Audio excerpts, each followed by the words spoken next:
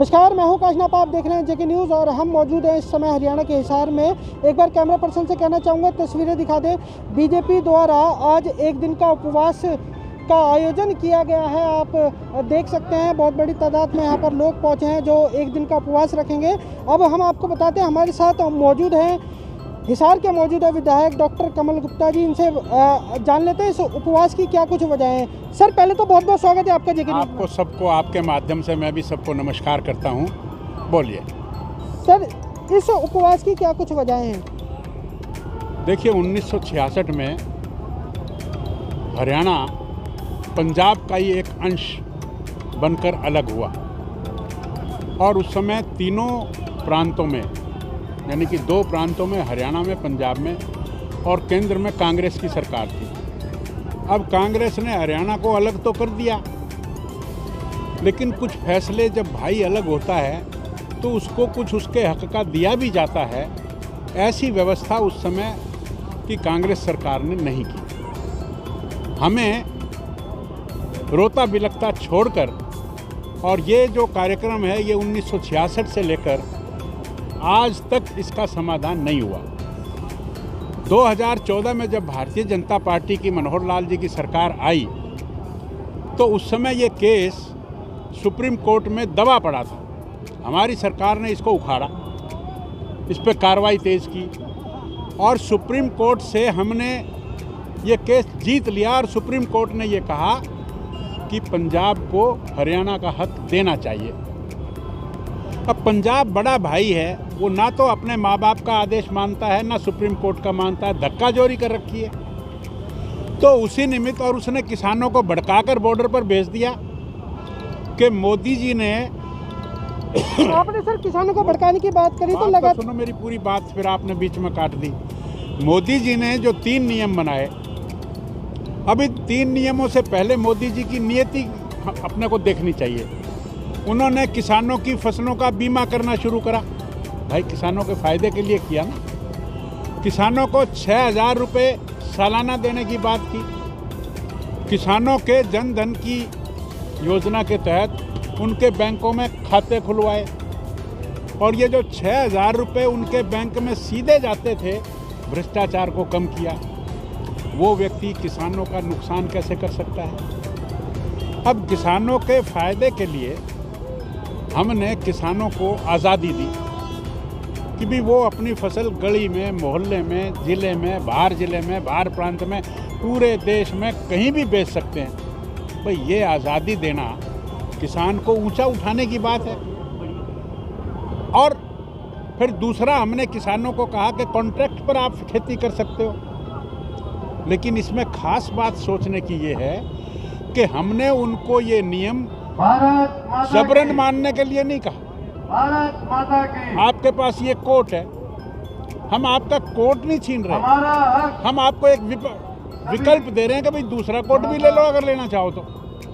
अगर आपको वो कोर्ट पसंद नहीं है तो ना लो। ये कोर्ट कोई खरीद नहीं रहा। हमने किसानों को व्यापारी बनाकर बड़ा बनाने की कोशिश की ताकि उनके घर में आमदनी हो। हमने कॉन्ट्रैक्ट पे उसको फसल देकर उसको इंडस्ट्रियलिस्ट बनाने का प्रयास किया इन कानूनों के जरिए, ताकि उसकी अपलिफ्टमेंट हो, उसकी पर कैपिटा इनकम बढ़े। अब देखिए, एक किसान है, उसके पास मान लो 20 एकड़ ज़मीन है। अब उसके 4 बच्चे हुए, फिर उन 4 बच्चों के 4-4 बच्चे हुए, 16 बच्चे हो गए। अब वो 20 एकड़ ज़मीन एक एकड़ हिस्से आएगी। लेकिन हम यहाँ किसानों को ये ऑप्शन दें कि भाई आप फसल को उगा रहे हो, आपके 4 बच्चे अगर उसी फसल को स्वयं बेचने निकल जाएं तो किसानों की आमदनी बढ़ेगी कि नहीं बढ़ेगी? मैं ये कहता हूँ कि वो किसान सॉस की फैक्ट्री लगाएं, आलू के चिप्स की फैक्ट्री लगाएं, दाल की फैक्ट्री लगाएं, उनके कुछ बच्चे इस काम में लगें। इन कामों की डाइवर्सिफिकेशन में हमने किसानों को ये विकल्प दिया। अब पंजाब सरकार तो जिद पे अड़ी हुई है। उन्होंने तो किसानों की स्थिति को दयनीय ही रखना है। वो नहीं चाहते कि किसान उभरे, उन्होंने भड़काकर भेज दिया। मैं ये कहता हूँ कि अगर ये कानून आपको पसंद नहीं है, यदि आप स्वयं व्यापार नहीं कर सकते, आप खुले में उसको नहीं बेचना चाहते, तो आपके लिए मंडी और एमएसपी वो तो पहले की तरह उपलब्ध है, और न केवल उपलब्ध है बल्कि जब कांग्रेस छोड़ के गई तो उस समय जिस फसल का भाव 1100 का था आज वो 2100 की दे रहे हैं। हमने तो फसल की एमएसपी को बढ़ाया। हमने एमएसपी पे पहले केवल 2 फसलें थी, हमने अनेक फसलों को, दाल को, मूंग को, मोट को, और फिर भावांतर योजना। हमने कितने काम ऐसे किए जिसमें किसान सुरक्षित हो, किसान सेफ हो, और उसकी और अधिक तरक्की के लिए हमने ये जो 3 कानून लाए। फिर हमारी सरकार कहती है कि हम तो बात करने के लिए तैयार हैं। तो सर ये विरोध किस चीज़ का है, विरोध क्यों हो रहा है? आप विरोध जब भड़क जाए आदमी कोई बात, मेरे को आप समझाइए कि आपको मैं एक विकल्प दूं और वो विकल्प आपके ऊपर जबरदस्ती नहीं लाद रहा मैं, फिर किस बात का अनशन? तो फिर कहीं ना कहीं क्या सरकारें समझाने में नाकामयाब हो रही अब है? जो जिद करके बैठा है, जो एक आदमी तो सो रहा हो उसको उठाना आसान है, लेकिन जागे हुए सोने का नाटक कर रहा हो उसको उठाना मुश्किल होता है। तो मंशा क्या नजर आ रही है? हाँ, तो ये मंशा हम दूर करेंगे। हमने बातचीत के दरवाजे खुले रखे हुए हैं।